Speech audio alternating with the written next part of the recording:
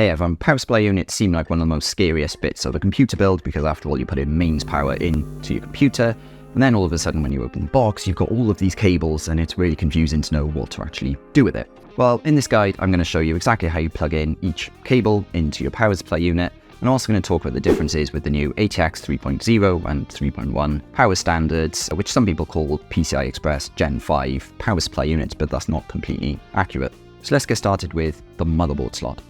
So that is, as we probably know, this big monstrous cable. It's always a thick, bulky cable. The first thing you probably notice is it has two ends, which you have to plug into your power supply unit. You have to plug both of them in. Not all power supply units have this. Some of them are just a 24-pin thing and you plug into your power supply unit, but most of them have this split thing and you have to plug both in. So they go in, one would go into there, and the other one would just go into there. Fairly simple. And then the other end, ideally you can route it behind your motherboard tray and your case, and then you just pop out a tiny little end bit to actually plug into your motherboard. That's going to look a lot neater than having all of this monstrous cable actually running through your case and ruining the aesthetics of it. So if you can, try and route this through and just bend this as much as you can. It's not going to break. Bend it as much as you can and plug that into your motherboard so you've got as little of this monstrous cable as possible on show. So that covers the motherboard. And I probably can't get this cable out now, can I? Done. The next thing is SATA and PATA, or on some PSUs they might say things like peripherals or Molex or SATA and things like that. So we'll start off with Molex. This is to power old style fans. It's very rare that you actually get these anymore because you can't actually control the speed of your fans. They just run at 100% and it makes an absolute racket. But in terms of actually plugging them in, usually what many PSUs actually do is you plug them into the same bit as the bit that says SATA and PATA or peripherals. So you just plug it in there and you plug in your fans or any other Molex devices into that. Let's ignore that for now because it's unlikely you're actually going to have that. The next thing you're actually going to have is your SATA cables. You might not need these at all if you're going with an NVMe drive, but there are some cases where you'll actually need your SATA power, so I wanted to discuss that. So again, you'll plug this in to the bit that says SATA or PATA. There's not much difference between SATA and PATA. It's slightly different power deliveries basically, but many power supply units give you the exact same cable for both SATA and PATA, and they actually will say things like SATA and PATA or SATA and peripherals. You plug this in, and then if you've got a SATA hard drive or a SATA SSD, you'll plug that into there. And then obviously you've actually got data cable as well that you'll need to plug into your hard drive and then connect into your motherboard to actually give the data from your hard drive or your SSD into the motherboard, into the computer essentially.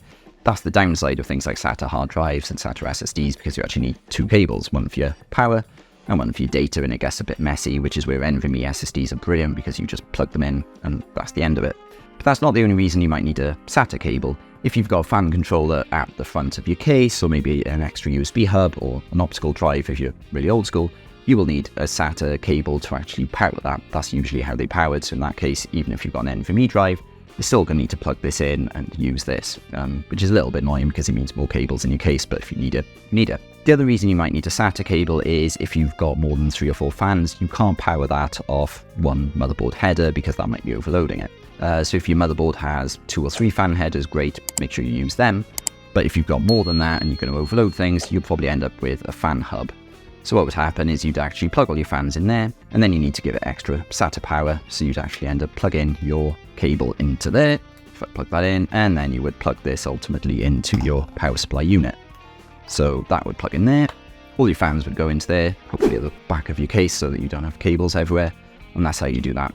But that's covering SATA and PATA, or peripherals as my old power supply unit calls it. And then we come to the CPU and the PCI Express cables, and this is where it gets a bit scary, because if you get your CPU cable and you plug it in, and then maybe you're rushing and you accidentally get this cable and you plug it into your graphics card, bad things will happen. That's because this end, at least, it says CPU. That has to go with your motherboard, and that is only for powering your CPU. It's not actually for powering your graphics cards. You might not physically be able to fit this into a graphics card, but in some cases, with some cables and some power supply units or GPUs, it might actually be possible. So just be aware of that. You should never have the CPU cable plugged in, into your power supply unit and then accidentally power your GPU with that. If you're in any doubt, check out your PSU manual, just to make sure you're not, going down the wrong path and accidentally nuking your graphics card or something.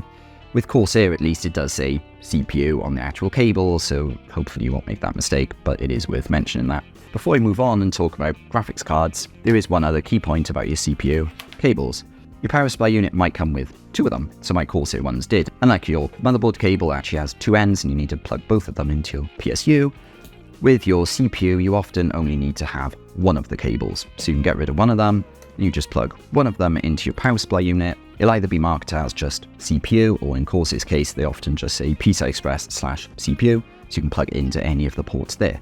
But then, as I said, make sure when it says CPU on the cable, this only goes into your motherboard in the top left-hand corner, usually to actually power your CPU. Don't try and plug this into your graphics card. The reason you have 2 cables, I should say, is that if you had some really powerful CPU, and maybe you were overclocking it as well, it's possible that this one cable won't actually supply enough power to your CPU. As I said, if it's a really powerful one and you've overclocked it, this might not be enough, and that's where the second cable will come in. But in general, you probably get by on just one. I mean, my main computer is a 12-core Ryzen CPU, the 5900X.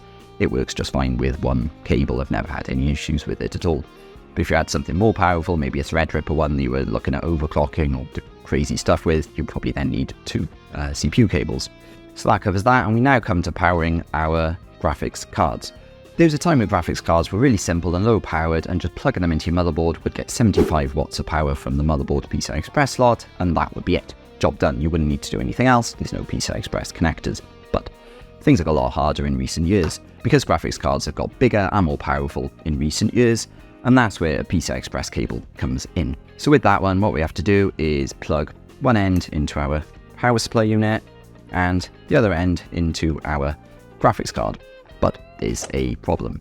I'll talk about this more in another video, so I won't talk about it too much in this one. But basically, if your graphics card needs more than 225 watts of power, you probably won't be able to just get by with a single cable. Even if it has this horrible pigtail connector thing, which I call Devil Spawn, it's unlikely that you can actually plug both of these ends into your graphics card if it needs 2 different connectors, that is.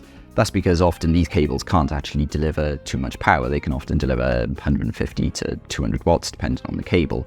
So if your graphics card is some super hungry 300 watt beast, then you can't just get by on a single cable.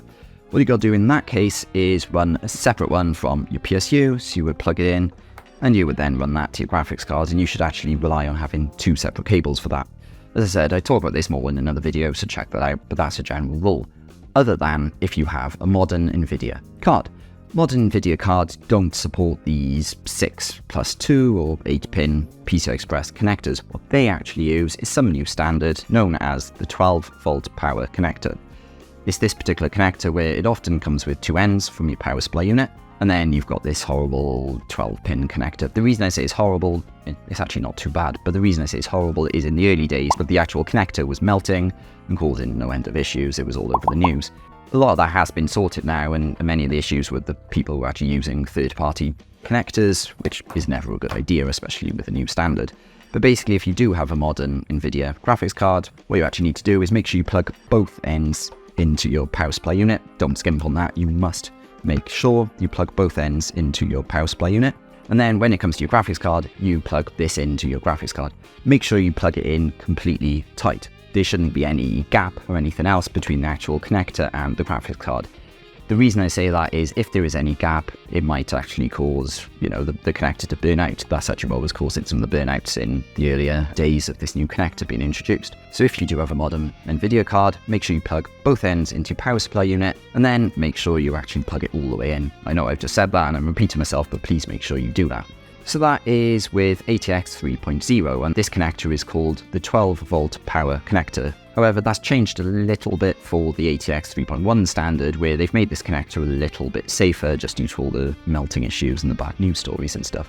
It's not much different. I think they've made the pins very slightly shorter, which allows you to make sure you plug things all the way in, and you don't have any of the issues with you've got a partial contact and then a burnout, which was a bit scary. But basically, that's the main difference between ATX 3.1 and 3.0. So that's pretty much it, really. That covers all the different cables that you might need to plug into your power supply unit. I should say that every power supply unit and every brand is slightly different. They might be labeled differently. Always make sure you check the manual if you have any doubt at all. But certainly things are quite well labeled, and if you've got a modern build, if you're not using any SATA SSDs or SATA hard drives and you don't have anything at the front of your case, you might be able to get away with just connecting the 2 motherboard pins and then 1 CPU cable and then a couple of, PCI Express cables if you have a powerful graphics card. Obviously, if you've got a CPU with integrated graphics, then it's even easier because you won't actually need a PCI Express cable.